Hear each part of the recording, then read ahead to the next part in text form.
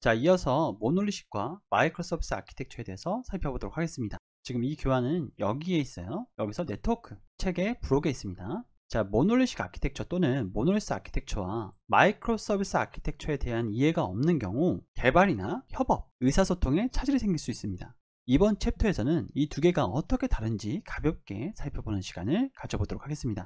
우선 모놀리식이에요. 모놀리식 아키텍처는 전체 애플리케이션을 하나의 단일 시스템으로 구성합니다. 여러분들이 어떤 서버 요청을 보내는 거죠.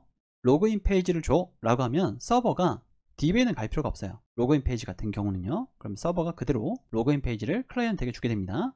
그리고 ID 패스워드를 적잖아요. ID 패스워드를 적으면 이제 포스트 방식으로 보내겠죠. 서버에 ID 패스워드를 입력을 하면요. 서버가 이제 DB까지 갔다 와야 되죠. 여기에 저장되어 있는 아이디와 패스워드, 이게 동일한지, 그러니까 사용자가 입력한 거 동일한 건지 한번 확인을 하고요. 동일하다라고 한다면 서버가 그걸 판단해서 로그인된 페이지를 클라이언트에게 넘겨줄 거예요. 이렇게 이 서버가 사용자의 모든 요청을 다 처리하는 거죠. 이 방식은 개발, 테스팅, 배포 등이 간단하고 이 애플리케이션의 상호작용도 하나의 코드에서 다 확인할 수가 있기 때문에 직관적으로 이해하기가 쉬워요.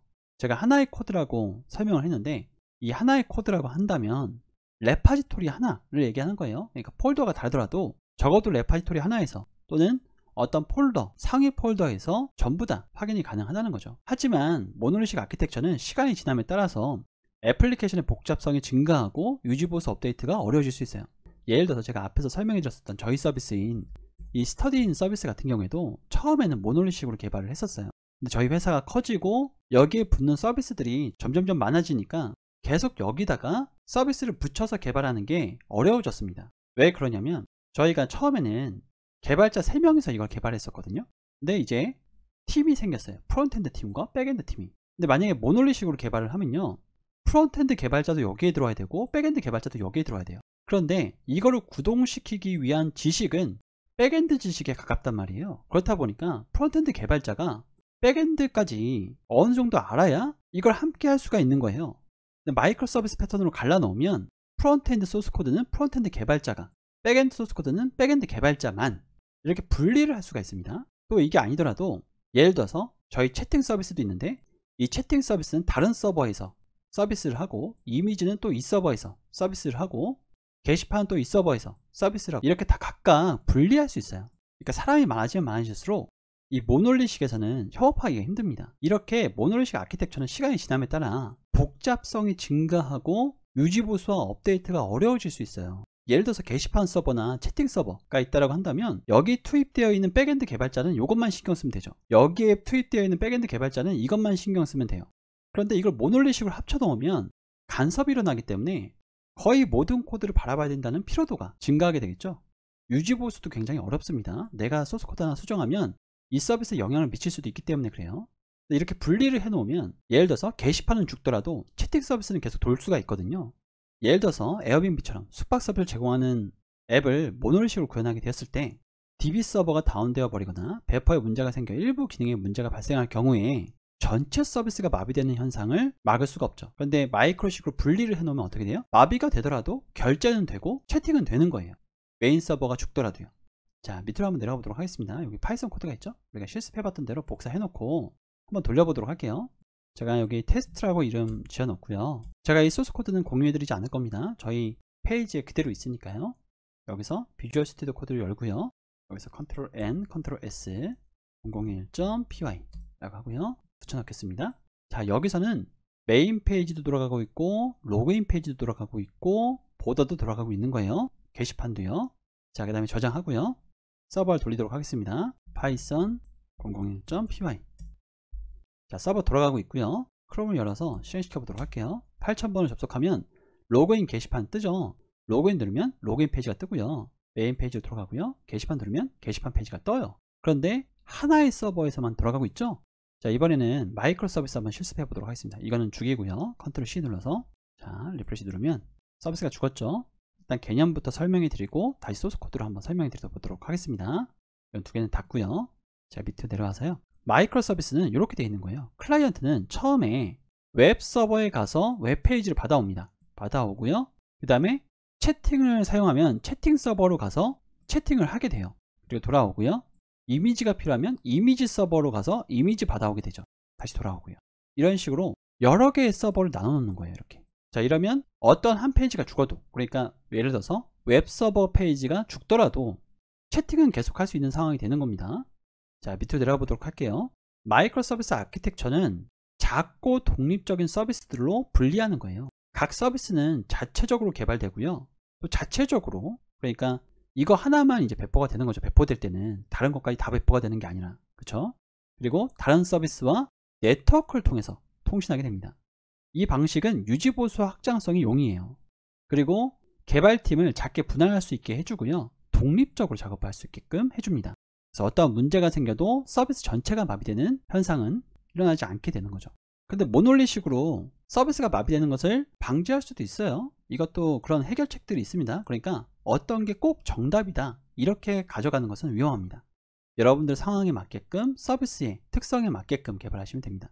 예를 들어서 지금 이것도 이 서버를 여러 개 중첩해서 넣을 수 있어요. 이렇게 중첩을 쭉 하는 거죠. 실제로 모놀리식으로 개발하고 서버를 이렇게 수십 개씩 돌리는 서비스들도 있어요. 이 서버들은 모두 다 같은 코드가 돌고 있는 거예요. 그래서 이 서버가 중지되더라도 이 서버를 대신해서 돌릴 수가 있습니다. 자, 밑에 내려갈게요. 여기도 한번 보도록 하겠습니다. 이건 서버 1이에요. 서버 1에서는 HTML 페이지, 이 게시판 페이지를 가지고 올 건데요. 여기 보시면 뭐가 있어요? 이 fetch로 해서 데이터를 가지고 오고 있죠. 데이터 가지고 온 것을 게시판 페이지에 게시물로 등록을 해줄 겁니다. 여기 지금 게시판 페이지라고 되어 있고 게시판 페이지 밑에 게시물 목록은 없습니다. 게시물 목록은 받아와야 돼요. 어디서 받아오나요? 자, 밑에 들어가 볼게요. 자, 두 번째 서버가 이렇게 돌고 있죠. 이 서버에서 게시물 목록을 받아와서 게시물을 뿌리는 거예요. 요거를 복사해 올게요. 요거 복사해 오고요. 여기서 컨트롤 N, 컨트롤 S, 서버 1.py. 자, 이게 1번 서버입니다. 그리고 컨트롤 N, 컨트롤 S, 서버 2.py. 자, 이렇게 해서 저장하고요. 두 번째 서버도 복사해서 가지고 올게요. 자, 복사했고요. 여기다가 붙여놓도록 하겠습니다. 이 라인은 중요한 게 아니라고 제가 말씀을 드렸었죠. 자, 그럼 둘 다 실행을 시킬 거예요. 파이썬 서버 1.py. 그리고 이것도 실행시켜 보도록 하겠습니다. 이걸 실행시키려면 이 플러스 버튼 눌러서요. 하나 더 이렇게 배시 실행시킨 다음에 파이썬 서버 2.py 이렇게 실행시키도록 하겠습니다. 자, 그러면 서버 1은요. 밑에 들어가 볼게요. 어디서 돌고 있냐면 8000번에서 돌고 있고요. 서버 2는 8080번에서 돌고 있습니다. 자, 그러면 127.0.0.1에 8000번을 접속을 하면요. 나파운드가 떴는데요. 보드라고 이렇게 접속을 해야 되겠죠. 자, 이렇게 접속을 해보면요. 게시판 페이지가 나왔고 게시물 뜬 것을 보실 수가 있어요. 그런데 이 게시물이 지금 보시면 여기 게시물이 있나요? 없나요? 없죠? UL 태그만 있잖아요. 나머지 코드는 어디서 가져온 거예요? 여기서 가지고 온 거죠. 그러면 서버 2에서 이 데이터를 전송해 준 거죠. 어디에다가요? 여기다가 전송해 준 거죠. 그러면 제가 여기다가 게시물 1 테스트라고 하고요. 이거를 복사해서 여기 두 곳에다가 넣고요. 저장한 다음에 다시 컨트롤 C에서 이 서버는 멈추고요. 그리고 다시 실행해 보도록 하겠습니다. 2 이렇게 한 다음에 실행. 자, 게시물 1 테스트, 게시물 2 테스트 이렇게 테스트까지 나온 것을 확인하실 수가 있죠. 이렇게 했을 때의 좋은 점은 무엇일까요?